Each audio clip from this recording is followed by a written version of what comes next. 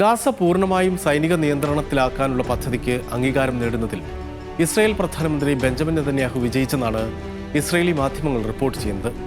ഇത് സംബന്ധിച്ച് രാജ്യത്തെ സമുന്നത സൈനികോദ്യോഗസ്ഥരുമായി നടന്ന ചർച്ചകൾക്കൊടുവിലാണ് നെതന്യാഹുവിന്റെ പദ്ധതി അംഗീകരിക്കപ്പെട്ടത്. ഹമാസ് ബന്ദികളാക്കിയിരിക്കുന്ന ഇസ്രായേലികളുടെ ജീവൻ അപകടത്തിലായാലും ഗാസയെ പൂർണ്ണമായി പിടിച്ചെടുക്കുക എന്നതാണ് നെതന്യാഹുവിന്റെ പ്ലാൻ.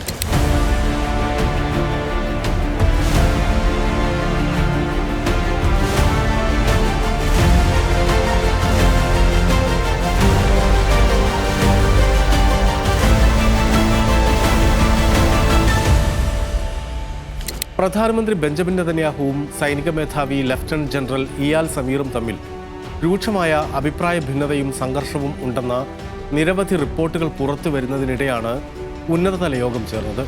ഗാസയിലെ സൈനിക നടപടി തുടരുന്നതിനെക്കുറിച്ച് ആലോചിക്കാനായി 3 മണിക്കൂർ നീണ്ട യോഗമാണ് നടന്നത്. സുരക്ഷാ ക്യാബിനറ്റ് എടുക്കുന്ന ഏത് തീരുമാനവും നടപ്പിലാക്കാൻ ഇസ്രായേൽ പ്രതിരോധ സേന തയ്യാറാണെന്നും പ്രധാനമന്ത്രിയുടെ ഓഫീസ് പുറത്തിറക്കിയ പ്രസ്താവനയിൽ പറഞ്ഞു. വിശാല ക്യാബിനറ്റ് യോഗത്തിൽ അവതരിപ്പിക്കാനുള്ള പ്ലാൻ അന്തിമമാക്കുക എന്നതായിരുന്നു നെതന്യാഹുവും സൈനികോദ്യോഗസ്ഥരുമായുള്ള യോഗത്തിന്റെ ലക്ഷ്യം.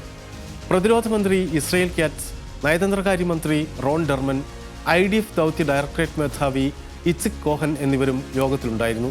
അതേസമയം ഗാസ പൂർണ്ണമായി കൈയടക്കണമെന്ന വാദമുള്ള തീവ്ര വലതുപക്ഷക്കാരായ ദേശസുരക്ഷാ മന്ത്രി ഇത്മാർ ബെൻഗ്വീർ, ധനകാര്യമന്ത്രി ബേസലേൽ സ്മോട്രിച്ച് എന്നിവരെ യോഗത്തിൽ നിന്ന് ഒഴിവാക്കിയതായും റിപ്പോർട്ടുകളുണ്ട്.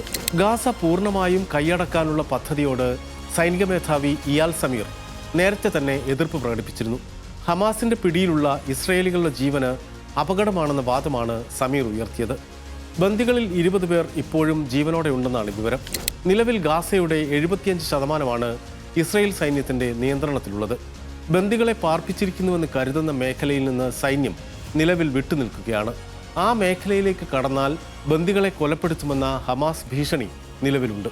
ബന്ദികളുടെയും ഗാസയിലെ സാധാരണ ജനങ്ങളുടെയും അവിടെ പ്രവർത്തിക്കുന്ന മനുഷ്യാവകാശ പ്രവർത്തകരുടെയും സ്ഥിതിയെക്കുറിച്ച് പ്ലാനിൽ ഉള്ളതെന്താണെന്നതിൽ വ്യക്തതയില്ല.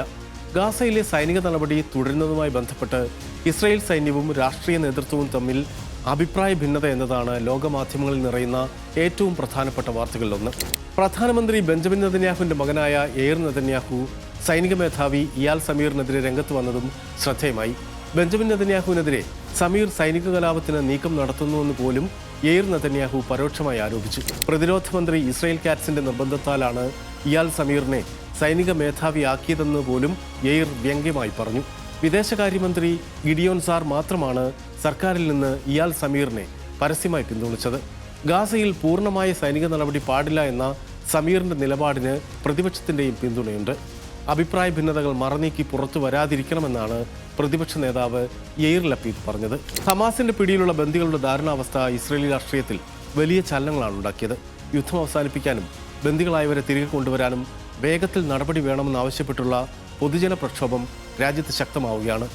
ആ ജനരോഷത്തെ നേരിടാൻ ഇസ്രായേൽ സർക്കാർ എന്താണ് പദ്ധതിയിടുന്നതെന്നാണ് കാത്തിരുന്ന് കാണേണ്ടത്.